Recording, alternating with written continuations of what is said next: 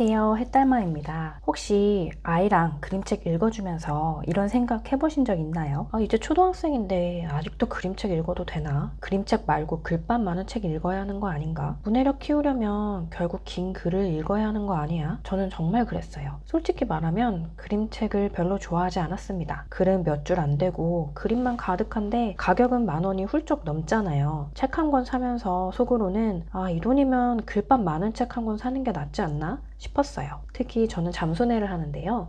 잠수내에서는 영어를 배울 때 그림이 많고 글이 정말 한두 단어만 있는 낮은 단계 그림책을 강조하거든요. 그런 책 살 때마다 돈이 너무 아까워서 사실 초반에는 글이 많은 그림책을 위주로 샀었어요. 특히 아이가 초등학교 들어가고 나서는 더 그랬습니다. 이제 그림책은 졸업할 때가 됐고 문해력을 키우려면 긴 글을 읽어야 한다고 생각했거든요. 그래서 그림책을 읽어주면서도 마음 한편에는 늘 이런 생각이 있었어요. 그런데 올해 학교에서 책 읽어주는 엄마 활동을 하면서 그림책 문해력 강연을 듣게 됐습니다. 3시간짜리 강연이었는데 듣는 내내 제가 얼마나 그림책을 오해하고 있었는지 깨달았어요. 그때 들었던 말 중에서 아직도 기억나는 문장이 있습니다. 그림책은 아이에게 엄마가 읽어주는 책이 아니라 함께 그림을 보면서 대화를 나누는 책입니다. 그 순간 머리를 한 대 맞은 기분이었어요.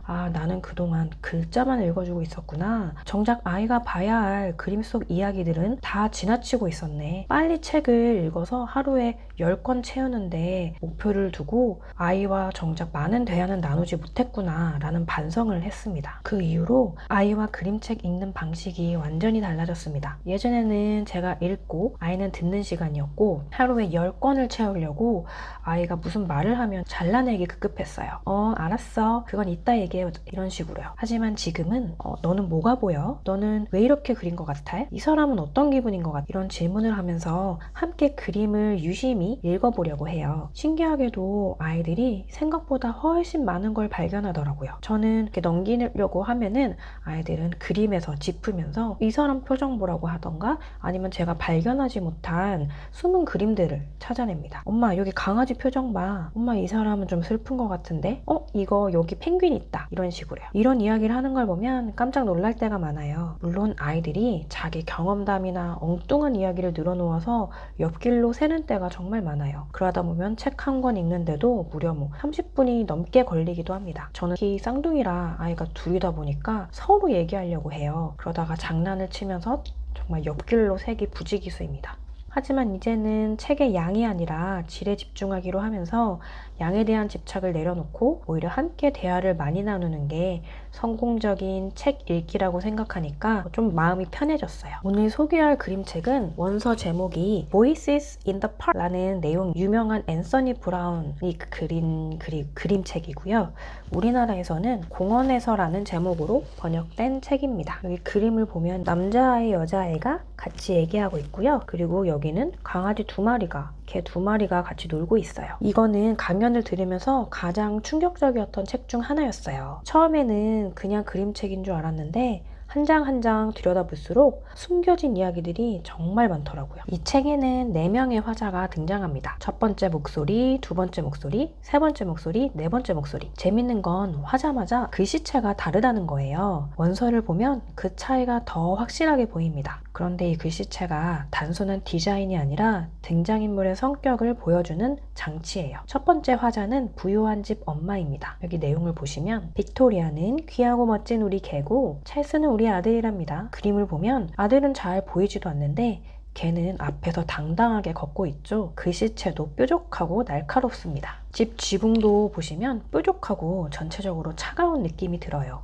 하지만 어딘가 부유해 보이죠? 그리고 그림만 봐도 엄마가 아들보다 개를 더 중요하게 생각하고 아들은 탐탁지 않아 하는 인상을 받게 됩니다. 글 내용만 봐서는 그런 거는 전혀 느낄 수가 없어요. 그림을 함께 읽어야 전반적인 숨겨진 내용을 알 수 있습니다. 두 번째 화자는 실직한 아빠입니다. 글씨체가 상당히 두껍고 굵죠? 삶의 무게와 고민이 그대로 느껴지는 것 같아요. 세 번째는 부유한 집 아들입니다. 글씨체가 힘이 없고 비실비실해 보여요. 금방이라도 툭 치면 쓰러질 것 같은 느낌이죠. 네 번째는 가난한 집 딸입니다. 글씨체가 훨씬 자유롭고 활기차 보입니다. 또 하나 흥미로운 건 그림 속 선입니다. 강사님이 이런 말씀을 하셨어요. 가로선은 연결을, 세로선은 단절을 의미한다고요. 그림을 보면 엄마와 아들이 같은 공간에 있는데 서로 다른 방향을 보고 있습니다. 관계가 썩 좋아 보이지 않죠. 그리고 부유한 집 엄마와 가난한 집 아빠 사이에는 세로선이 등장합니다. 마치 둘 사이에 보이지 않는 벽이 있는 것처럼요. 여기서 저는 영화 기생충이 떠올라서 기생충 영화를 보면 부유한 사람들과 그렇지 않은 사람들 사이에 계단, 유리창, 문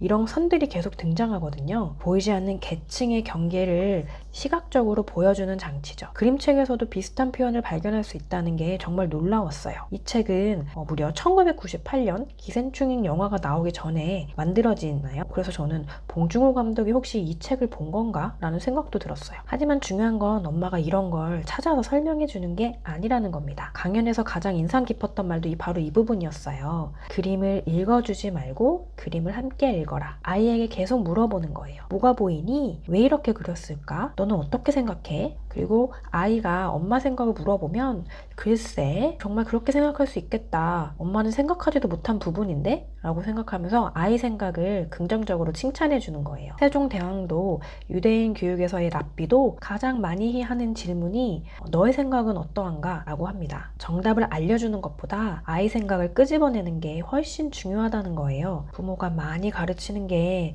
교육이라고 생각했는데 그게 아니라 아이가 최대한 많이 말하도록 하고 아이 안에 있는 생각을 많이 끄집어내는 게 교육이라는 말이 참 인상적이었습니다. 산책을 마치고 오는 길 분명 같은 공간인데 철장이 사라졌습니다. 건물도 오색찬란하게 불이 켜져 있어요. 산타도 구걸하다가 춤을 추고 있어요. 분명 앞에서는 아이들이 많습니다. 도와주세요 라고 했는데 지금은 언제 그랬냐는 듯 너무 행복하게 춤을 추고 있죠. 가로등도 밝게 켜졌어요. 두 장면 비교하면서 뭐가 다를까? 왜 다를까? 라고 대화해보세요. 엄마 모자를 보면 엄마 모자 그림자에 아이가 가려져 있어요. 어두운 하늘에도 엄마가 쓴 모자 구름 수십 개가 떠다닙니다. 엄마에게 얼마나 지배되는 아이인지 알 수 있어요. 두 집의 아이들, 두 집의 강아지들이 신나게 뛰어노는데 위는 밤인데 밑에는 낮이에요. 아마도 이 아이들이 정말 시간 가는 줄 모르고 얼마나 재밌게 놀았는지 표현하는 게 아닐까 싶습니다. 중요한 건 정답이 없다는 거예요. 그리고 정말 더 중요한 건